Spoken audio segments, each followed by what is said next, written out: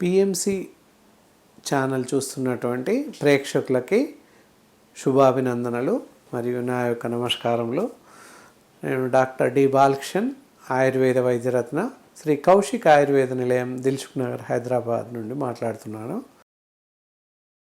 ఈ ఆరోగ్యమే మహాభాగ్యం అనే శీర్షిక ద్వారా రకరకాల వ్యాధుల గురించి తెలుసుకుంటున్నాము.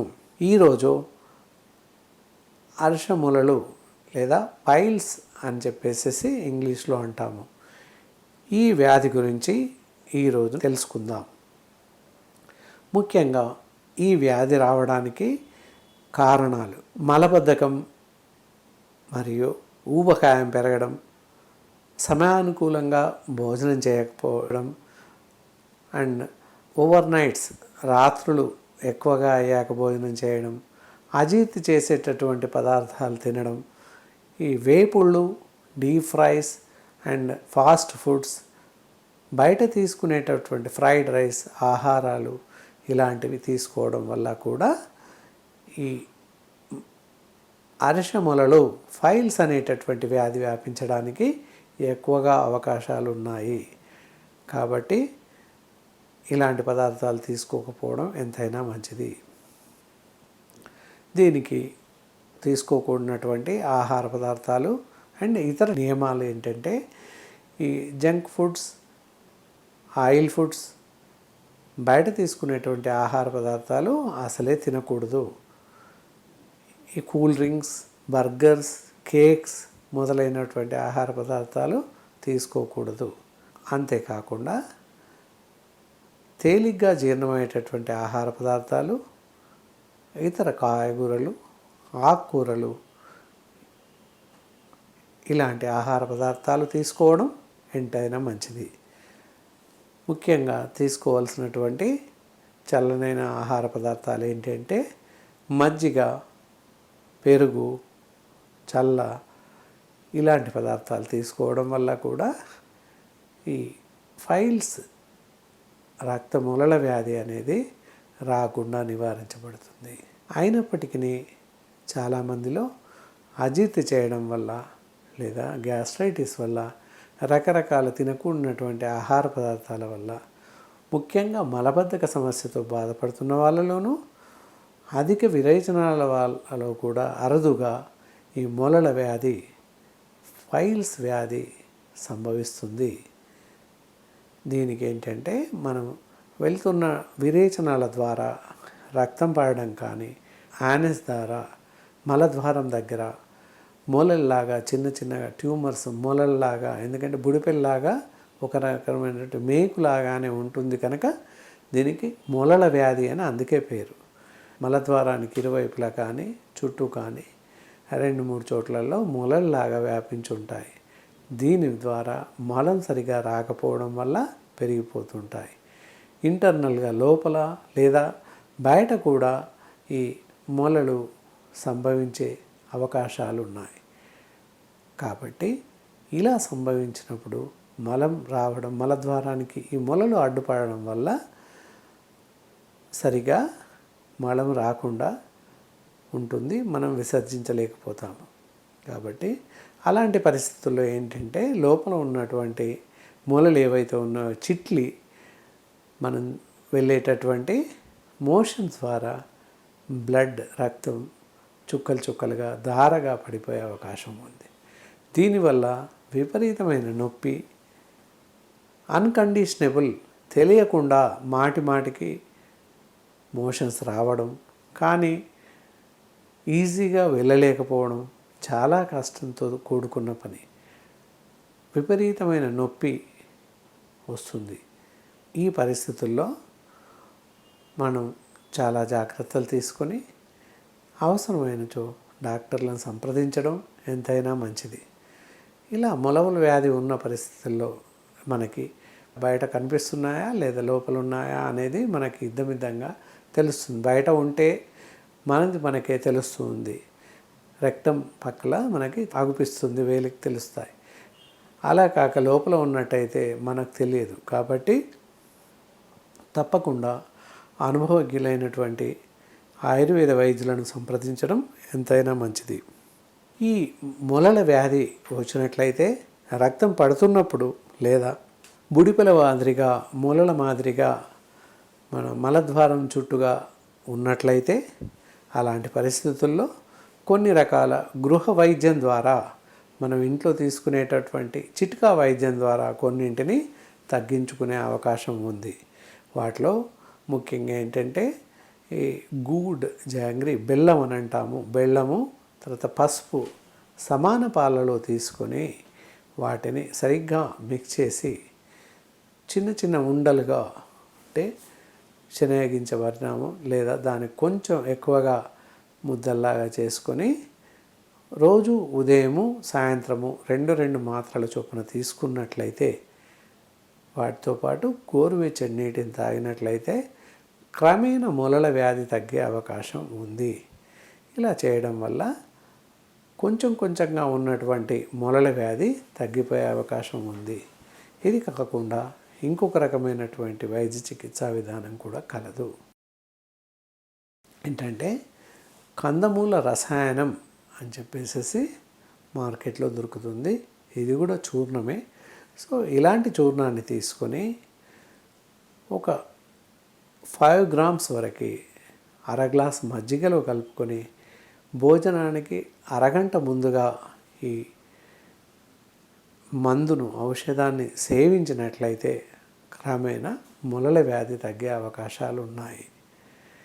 ఈ విధంగా మనం వస్తున్నటువంటి అర్షమొలలు లేదా మొలల వ్యాధి బారిన పడకుండా ఉంటాము. వచ్చినట్లయితే తగ్గించుకునే అవకాశం ఉంది. దీంతో పాటుగా మనకి ఒకవేళ మన ఇంట్లో తీసుకున్నటువంటి చికిత్సకు తగ్గని పరిస్థితుల్లో తప్పకుండా మంచి ఆయుర్వేద వైద్య నిపుణులను సంప్రదించి తగినటువంటి వైద్య చికిత్సలను తీసుకొని వాటిని అవలంబిస్తూ వారు చెప్పినటువంటి ఆహార పదార్థాలు తీసుకుంటూ తేలిగ్గా జీర్ణమయ్యేటటువంటి పదార్థాలను సేవిస్తూ ఈ అర్షముల బారి నుండి పడకుండా వచ్చినట్లయితే తగ్గించుకొని మీ ఆరోగ్యాన్ని కాపాడుకుంటారని కోరుకుంటున్నాము. ఫిస్టులా అని అంటారు, ఫైల్స్ ఫిస్టులా అని కూడా అంటారు. ఫైల్స్ తర్వాత ఇంకొకటి ప్రమాదకరమైనది ఫిస్టులా లేదా భగీంద్రం అని చెప్పేసి తెలుగులో అంటాము. ఇది కూడా ఫైల్స్ కన్నా ఇంకా ప్రమాదకరమైనటువంటి జబ్బు. ఇది కొన్ని సందర్భాల్లో కొందరికి ఫిస్టులా అంటే ఫిస్టన్ లాగా చాలా గట్టిగా హార్డ్గా యానస్ మార్గంలో అంటే మలద్వారంకి అడ్డంగా పడిపోతుంది. ఇలాంటి పరిస్థితుల్లో మలం రావడం చాలా కష్టంతో కూడుకున్న పని. అక్కడ ఏంటంటే కొన్ని సందర్భాల్లో పుండుగా మారి చీము కారడం ఇలాంటివి సంభవిస్తుంటాయి.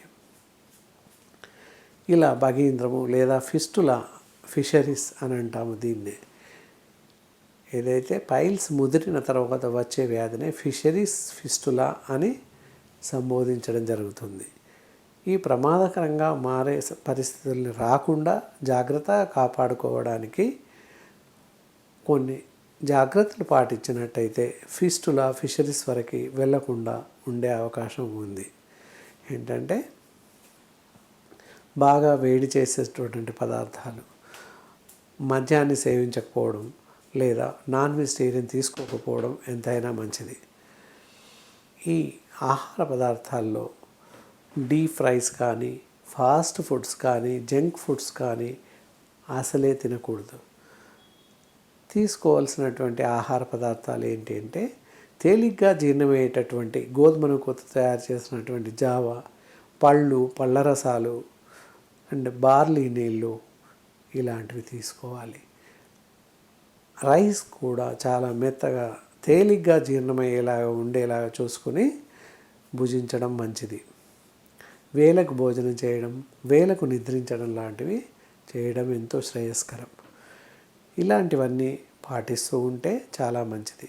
మజ్జిగ, పెరుగు ఎక్కువ తీసుకోవడం ఈ జబ్బులో చాలా ఉపయుక్తంగా ఉంటుంది. ఇలా జబ్బు వచ్చినప్పుడు పైన చెప్పినటువంటి ఆహార నియమాలు పాటిస్తూ ఉండాలి. అలా కాకుండా ఎప్పుడైనా ఫిషరీస్ ఆర్ బై ఫిస్టరీస్ వచ్చినట్లయితే దానికి చిన్న రకమైన ఆయుర్వేద వైద్య చికిత్స గృహం అందే కలదు. ఈ ఫిషరీస్ ఫిస్టులా గురించి ఎట్లా వస్తున్నాయి ఏంటి అనేటటువంటి విషయాల గురించి తెలుసుకున్నాం. ఇప్పుడు వచ్చిన తర్వాత వస్తే ఎలాంటి జాగ్రత్తలు తీసుకోవాలి, ఎలాంటి ఆహార నియమాలు పాటించాలి అనుకున్నట్లయితే వేడి పదార్థాలను తీసుకోకూడదు. తర్వాత ఆహారం వేడిగా ఉన్నప్పుడే భుజించడం, ఏ పూటకి ఆ పూటగా తయారు చేసుకొని తినడం, నిలువ పచ్చళ్ళు ఊరగాయలు అలాంటివి తినకపోవడం మంచిది.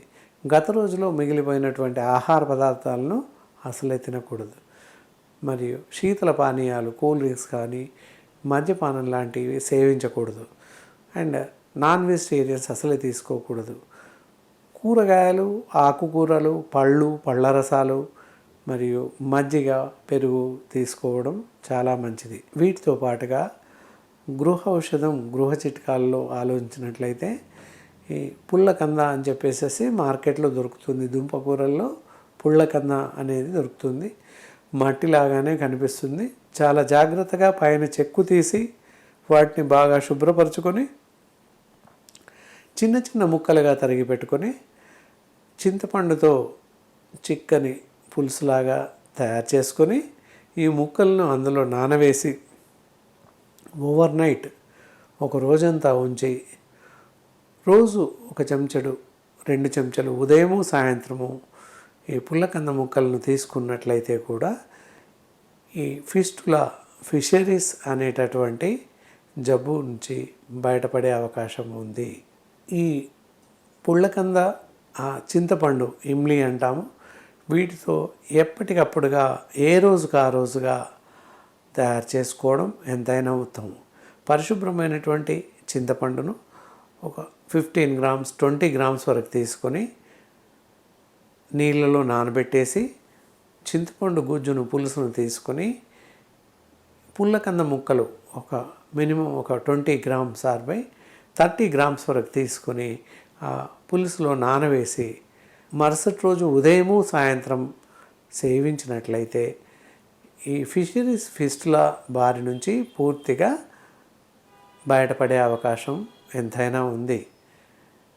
కాకపోతే ఏ రోజుకు ఆ రోజుగా అంటే ముందు రోజు మందు తయారు చేసుకొని సేవించడం చాలా మంచిది. దీనికి గాను మంచి పరిశుభ్రమైనటువంటి నీటిని, శుద్ధి చేయబడినటువంటి చింతపండును, తర్వాత పూర్తిగా శుభ్రపరిచినటువంటి పుల్లకంద గురించి ఎందుకు చెప్తున్నామంటే పూర్తిగా మట్టితో కూడుకొని ఉంటుంది. కావున ముందు చాలా జాగ్రత్తగా నీటిలో కడిగి పైన ఉన్నటువంటి చెక్కును తీసి మంచిగా కడిగి వేసేసి చిన్న చిన్న ముక్కలుగా తరుగుకొని ఆ ముక్కలను చింతపండు రసంలో నానవేసి మరుసటి రోజు తీసుకోవడం ఎంతైనా మంచిది. మరుసటి రోజు ఉదయం సాయంత్రము మినిమం 5 నుండి 6 ముక్కలు 10-15 గ్రామ్స్ ముక్కలు పులుసుతో పాటు తీసుకున్నట్లయితే ఈ ఆర్షములలో ఫిషరీస్ ఫిస్టులా లేదా భగీంద్రము అంటాము, ఇలాంటి జబ్బు తగ్గే అవకాశం ఉంది. అయినప్పటికీ చాలామందిలో చీము కారడం, పుండు పోవడం అనేది సంభవిస్తుంది. మనం తీసుకునేటటువంటి అజాగ్రత్త వల్ల, మనం చేస్తున్నటువంటి చెరుపు పనుల వల్ల, అంటే మనకు శరీరానికి సరిపడినటువంటి ఆహార పదార్థాలను తీసుకోవడం లేదా పానీయాలను తీసుకోవడం లాంటివి చేయడం వల్ల ఉదరంలో మనకు ఉన్నటువంటి ఈ మలద్వారం లోపల ఇంటర్నల్గా మూలలు ఫిస్టన్లాగా గట్టిగా తయారైపోతుంది. మలమంతా గట్టిగా ఉండిపోయి బయటకు రాలేక అతి కష్టంగా బయటకు రావడం వల్ల ఇంటర్నల్గా మలద్వారం పైన యానస్ లోపల రెక్టం పైభాగంలో గడ్డలుగా ఉండి అతి కష్టంగా మల విసర్జన జరగడం వల్ల ఇవి చిట్లిపోయి పుళ్ళుగా పడే అవకాశం ఉంది. కాబట్టి ముఖ్యంగా తీసుకోవాల్సిన జాగ్రత్తల్లో మలబద్ధకం లేకుండా జాగ్రత్త వహించాలి. అండ్ తేలిక జీర్ణమయ్యేటటువంటి ఆహార పదార్థాలను భుజించడం ఎంతైనా మంచిది. ఎప్పుడైనా ఈ ఫిషరీస్ ఫిస్టులా లాంటి వ్యాధులు సంభవించినప్పుడు పూర్తిగా తేలిక రకమైనటువంటి ఆహార పదార్థాలు తీసుకోవడం చాలా మంచిది. మసాలాలు, ఘాటు పదార్థాలు భుజించకపోవడం మంచిది. ఇలా దీనికి కాను రకరకాల ఆహార పదార్థాలు, తేలిగ్గా జీర్ణమయ్యేటటువంటి ఆహార పదార్థాల్లో బార్లీ జావా లేదా ఈ సగ్గుబియ్యం జావా అంటారు, అలాంటి తీసుకోవడం వల్ల కూడా చాలా జాగ్రత్తగా, చాలా తేలికగా మనకి జీర్ణమవుతుంది. పళ్ళల్లో అన్ని రకాల పళ్ళను తీసుకొనవచ్చును. మధుమేహ వ్యాధిగ్రస్తులు మట్టుకి ఈ అరటి పళ్ళు, మామిడి పళ్ళు, సీతాఫలాలు, పప్పాయ లాంటి, సపోర్ట్ లాంటి పళ్ళను తీసుకోకూడదు.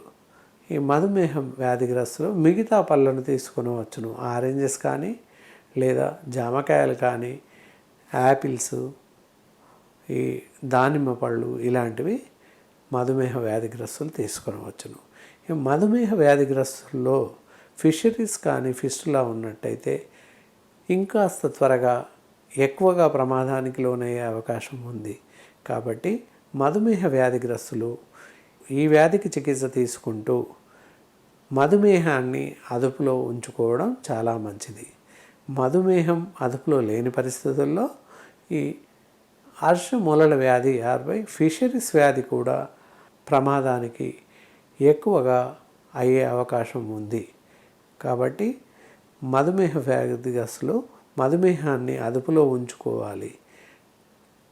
అలాంటి వారికి ఈ ఫిస్టులా, ఫిషరీస్ అనేటటువంటి వ్యాధి బారిన పడ్డట్టయితే ముందుగా షుగర్ వ్యాధిని పూర్తిగా నియంత్రణలో ఉంచుకుంటూ దాంతోపాటుగా ఫిషరీస్కి, ఫిస్టులాకి సరైనటువంటి వైద్య చికిత్సను, ఆహార నియమాలను పాటించడం ఎంతైనా మంచిది. దీనికి కాను పైన చెప్పినటువంటి ఆహార నియమాలు మరియు గృహ వైద్య విధానాల్ని సక్రమంగా పాటించడం ద్వారా కూడా మన ఈ ఫిషరీస్ వ్యాధి నుంచి ఫిస్టులాను తగ్గించుకునే అవకాశం ఉంది. ఇలా సంభవించినటువంటి ఈ వ్యాధికి కాను మన గృహ ఔషధంలో తీసుకున్నటువంటి మందుల ద్వారా మనకి ఉపశమనం లభించక లేదా పూర్తిగా తగ్గని పరిస్థితి ఏర్పడలైతే తప్పకుండా మీరు మీ సమీపంలో ఉన్నటువంటి మంచి అనుభవజ్ఞులైనటువంటి ఆయుర్వేద వైద్య నిపుణులను సంప్రదించినట్లయితే మీకు అన్ని విధాల పరీక్షలు జరిపి అసలు ఇంటర్నల్గా ఉందా, లోపల భాగంలో ఉన్నాయా లేదా బయట భాగంలో ఉందా ఫిషరీస్ ఫిస్టులా అనేది పూర్తిగా వైద్యులు నిర్ధారిస్తారు. సో ఇలా నిర్ధారించిన పిమ్మట డాక్టర్ల సలహా మేరకు వారు సూచించినటువంటి ఔషధాలను క్రమం తప్పకుండా వాడుతూ ఉండాలి. వారు చెప్పినటువంటి ఆహార నియమాలు పాటిస్తూ వారు చెప్పినటువంటి మందులను జాగ్రత్తగా వాడాలి. ఇలా ముఖ్యంగా ఈ పద్ధతులను పాటిస్తూ, ఆహార నియమాలను పాటిస్తూ, ఔషధ సేవనం సరైన సమయానికి చేసినట్లయితే ఫిషరీస్, ఫిస్టులా వీటి బారి నుంచి మిమ్మల్ని మీరు కాపాడుకున్న వాళ్ళు అవుతారు. అలా కాని పక్షంలో కొన్ని సందర్భాల్లో మనం అలక్ష్యం చేసినట్లయితే ఫిషరీస్, ఫిస్టులా టైల్స్ అయినప్పటికీ మన అశ్రద్ధ మూలంగా క్యాన్సర్ వ్యాధిగా మారే అవకాశం కూడా కలదు. కాబట్టి కొంత ఉన్నప్పుడే, అంటే వ్యాధి మొదలైనప్పుడే జాగ్రత్తలు వహించి సరైనటువంటి మందులు వాడుతూ ఉండాలి. ఇలా వ్యాధి ముదిరినప్పుడు, ఎక్కువగా ఉన్నప్పుడు, ప్రమాదరహితంగా చీము పడుతున్నప్పుడు లేదా పుండు పడినప్పుడు, రక్తం ధారగా కారినప్పుడు, అలాంటి పరిస్థితుల్లో డాక్టర్లని, వైద్యులను సంప్రదించి వారు చెప్పినటువంటి సలహాలు, సూచనలు పాటిస్తూ ఈ వ్యాధిని అదుపులోకి తీసుకోవడం మంచిది. అలా కాకుండా ఇంకా తీసుకోవాల్సినటువంటి జాగ్రత్తలు ఏంటి అంటే, వేడి నీటిలో ముంచినటువంటి గుడ్డని మనం నొప్పి ఎక్కువగా ఉన్న పరిస్థితుల్లో, ఏదైతే మలద్వారం దగ్గర నొప్పి ఎక్కువగా ఉన్నప్పుడు, లేదా చర్మం కొన్నిసార్లు బయటకు వస్తుంది, అలాంటి పరిస్థితుల్లో కూడా వేడి నీటిలో పెట్టినటువంటి బట్టని మన మలద్వారం వద్ద పెట్టి కాసేపు కూర్చున్నట్లయితే, అలాగే ఉంచినట్లయితే కూడా కొంత ఉపశమనం నొప్పి నుంచి బయటపడే అవకాశం ఉంది. ఇంకో గృహ వైద్య విధానం ఏంటంటే, ఇలా మనకి పుండులాగా పడినప్పుడు ఈ మార్కెట్లో పొటాషియం పరమాంగనేట్ అని చెప్పేసి క్రిస్టల్స్ దొరుకుతాయి. అవి తీసుకొని గోరువెచ్చటి నీళ్ళలో మనం స్నానం చేసే మాదిరిగా ఉన్నటువంటి నీటిని ఒక తొట్టిలో తీసుకొని, చిన్న టబ్లో తీసుకొని, ఈ మందును అందులో ఒక 1-2 గ్రామ్స్ కలిపేసి ఒక అరగంట వరకు మనం అందులో కూర్చున్నట్లయితే ఈ బయటకు వచ్చినటువంటి ఫిషరీస్ కానీ, ఫిస్టులాకు ఉన్నటువంటి బ్యాక్టీరియా అదంతా కూడా మందు నీటితో పూర్తిగా పరిశుభ్రపడుతుంది. దాన్ని పూర్తిగా శుభ్రపరిచి antiseptic lotions like sulphur ointment కానీ, లేదా తర్షకుటార్ తేల్ అని చెప్పేసి ఒక రకమైనటువంటి మందు దొరుకుతుంది. అలాంటి మందుని, ఆయిల్ని మెల్లగా మనం ఎక్కడైతే ఫిషరీస్ ఎఫెక్ట్ అయినాయో వాటికి అప్లై చేయడం మంచిది. అండ్ ఒక రకమైన భగంధ తైలం అనే మార్కెట్లో దొరుకుతుంది. ఆ తైలాన్ని కూడా మనం పూర్తిగా శుభ్రపరిచిన వెంటనే ఎక్కడైతే ఎఫెక్ట్ అయిందో ఆ ఏరియాలో మందుని ఉంచినట్లయితే కొంతవరకు తగ్గిపోయే అవకాశం ఉంది.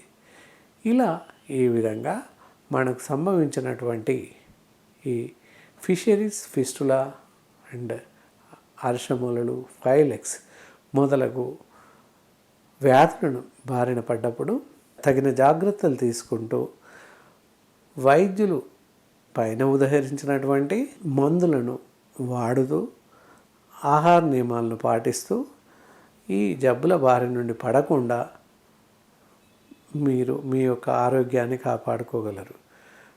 ఈవేళ మనం చర్చించుకున్నటువంటి అర్షములలు, ఆర్బై, ఫైల్స్, ఫిషరీస్, ఫిస్టులా మొదలగు వ్యాధుల బారిన పడకుండా మిమ్మల్ని మీరు కాపాడుకుంటారని ఆశిస్తూ ఈ కార్యక్రమాన్ని ముగిస్తున్నాను. నమస్కారం.